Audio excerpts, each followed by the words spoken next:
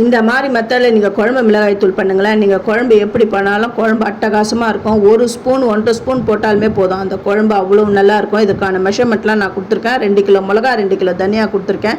நீங்கள் 1 கிலோ அரைக்கிறது இருந்தால் நான் கொடுத்த மெஷர்மெண்ட்லாம் அப்படியே ஸ்ப்ளிட் பண்ணிக்கோங்க. ஸ்ப்ளிட் பண்ணி நீங்கள் இப்போ அரைங்களேன், குழம்பு அவ்வளோ சூப்பராக இருக்கும்.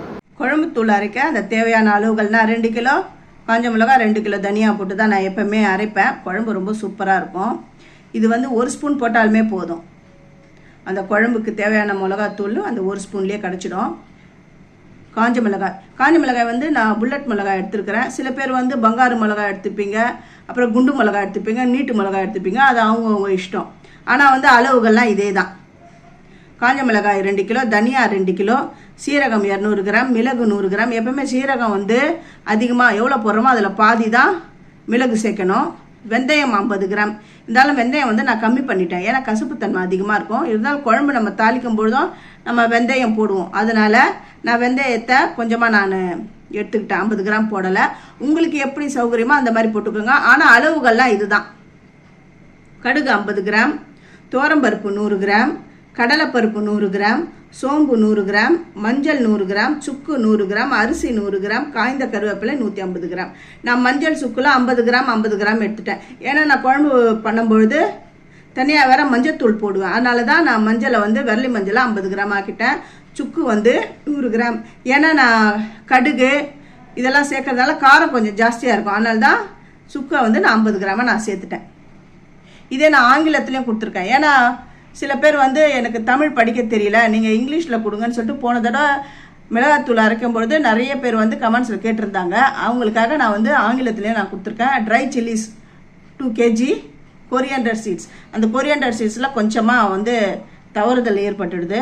இதெல்லாம் நான் படித்து காட்டுறேன். Coriander seeds 2 kg, cumin 200 gram, pepper 200 gram, fenugreek seeds 50 gram, mustard 50 gram, toor dal 100 gram, Bengal dal 100 gram, fennel seeds 100 gram, turmeric 100 gram, dry ginger 100 gram, rice 100 gram, curry leaves 150 gram.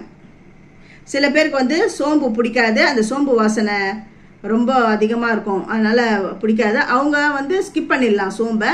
ஆனால் நான் சோம்பு வந்து 50 கிராம் நான் சேர்த்துருக்குறேன். இதுதான் வந்து கரெக்டான அளவு. 2 கிலோ மிளகாய் தூளுக்கும். சில பேர் வந்து மிளகாய் வந்து 2 கிலோ சேர்த்திங்கன்னா தனியா வந்து அதிகமாக கொஞ்சம் சேர்ப்பீங்க. அது அவங்கவுங்க இஷ்டம்தான். நான் எப்படி அரைப்பேன்னா அந்த மெத்தடில் தான் காஞ்ச மிளகாவும் தனியாவும் நான் எடுத்துருக்கிறேன். இந்த மெத்தடில் தான் நான் எப்பவுமே அரைப்பேன். ஃபஸ்ட்டு இதை ஆன் பண்ணுறேன்.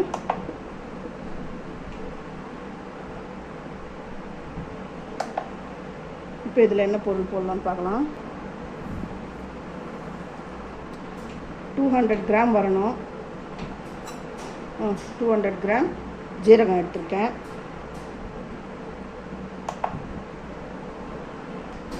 இரநூறு கிராம் ஜீரகம் எடுத்திருக்கேன். இப்போ மிளகு எடுக்க போகிறேன். ஜீரகம் எவ்வளோ எடுத்தோமோ அதில் பாதி மிளகு எடுக்கணும். ஜீரகம் வந்து நம்ம வந்து 200 எடுத்தோம். இப்போ மிளகு வந்து 100 எடுக்கணும். 100 ஆஃப் பண்ணிக்கிறேன். இந்த 100 எடுத்துக்கிறேன். இப்போ வந்து கடலைப்பருப்பை சேர்க்கலாம். ஆன் பண்ணிட்டேன்.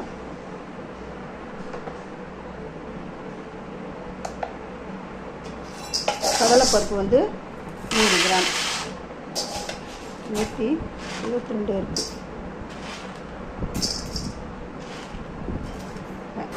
அக்யூரேட்டாக 100 கிராம் வரணும்லாம் அவசியம் கிடையாது. ஒரு எக்ஸ்ட்ரா 1 2 இருந்தால் கூட போதும். இது எடுத்துடுறேன்.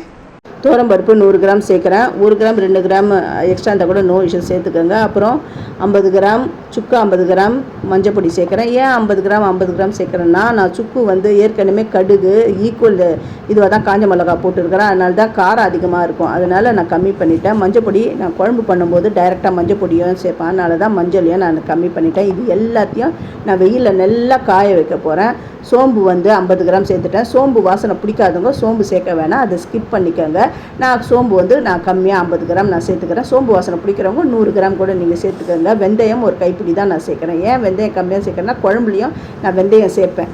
அப்புறம் கருவேப்பிலை, அதனால தான் கம்மி பண்ணிட்டேன். இது எல்லாமே நல்லா வெயிலில் காய வைக்க போகிறேன். 2 இன்க்ரீடியன்ஸ் தான் வறுத்து சேர்க்க போகிறேன். அந்த 2 இன்க்ரீடியன்ஸ் என்னென்னா கடுகு 50, அரிசி 100, இது 2த்தையும் வறுக்க போகிறேன். மற்றது எல்லாமே நான் வெயிலில் நல்லா காய வைக்க போகிறேன். வெயிலில் காய வைக்காதவங்களாம் வறுத்து எடுத்துக்கோங்க, அதோடைய ஈரப்பதம் போனால் போதும். அந்த மாதிரி வறுத்துக்கோங்க. கடாய் அடுப்பில் வச்சுருக்கேன், அடுப்பு சூடாகுது. இந்த கடுகை வறுத்து போட்டுக்கணும். இந்த கடுகு நல்லா பொரியணும், அந்த அளவுக்கு இது வறுபடணும். கடுகு அப்படியே பொரிஞ்சு வருது பாருங்க, நிறம் மாதிரி பொரிஞ்சு வருது பார்த்தீங்களா. இந்த டைமில் இந்த கடுகை நான் எடுத்துடுறேன். இப்போ அரிசி நல்லா பொரிய அரிசி மாதிரி வறுபடணும். இது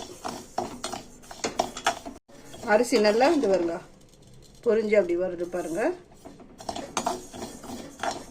இந்த பொரிய அரிசியை சேர்த்துறேன். ஸ்டவ் ஆஃப் பண்ணிவிட்டு நான் எடுத்துடுறேன். வறுத்து வச்சதை நல்லா ஆற விட்டு நான் இதில் சேர்க்குறேன். மற்ற வறுக்காத இன்க்ரீடியன்ட்ஸ் எல்லாமே நான் வெயிலில் நல்லா காய வச்சு எடுத்துன்னு வந்துட்டேன். அடிக்கிற வெயிலில் ரொம்ப நல்லா காஞ்சிடுது. இதில் நான் லிஸ்ட்டில் சேர்க்காதது பெருங்காயம். ஏன் நான் அந்த லிஸ்ட்டில் நான் சேர்க்கலைன்னா, சில பேர் குழம்புல டைரெக்டாக பெருங்காயம் சேர்ப்பாங்க. நான் குழம்புலையும் சேர்ப்பேன், அரைக்கும் பொழுதும் சேர்ப்பேன். வேணால் நீங்கள் 50 கிராம் பெருங்காயம் நீங்கள் சேர்த்து அரைச்சிக்கோங்க.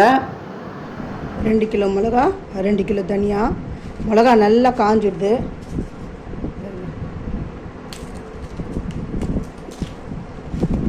இந்த மிளகால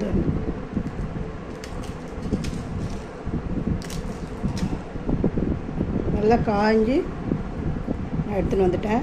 இப்போ மிஷினில் கொடுத்து அரைக்கலாம். ஃபஸ்ட்டு என்னுடைய வீடியோவை பார்க்குறவங்க சப்ஸ்கிரைப் பண்ணலைன்னா சப்ஸ்கிரைப் பண்ணுங்கள். ஆல் அண்ட் ஆப்ஷனை தொடுங்க. அப்போ தான் நான் போகிற ஒரு வீடியோவுடைய நோட்டிஃபிகேஷனும் உங்களுக்கு காட்டும், உங்களுக்கும் யூஸ்ஃபுல்லாக இருக்கும். இந்த மாதிரி மிளகா தண்ணியை அரைச்ச உடனே எடுத்து மூடி போட்டு வச்சிடக்கூடாது. இதை நல்லா காற்றாட விடணும். காற்றாட விட்டுட்டு அதுக்கப்புறம் இதை ஒரு பாக்ஸில் போட்டு, ஏர்டைட் பாக்ஸில் போட்டு வச்சிங்கன்னா எத்தனை நாள் ஆனாலும் நல்லா ஃப்ரெஷ்ஷாக இருக்கும்.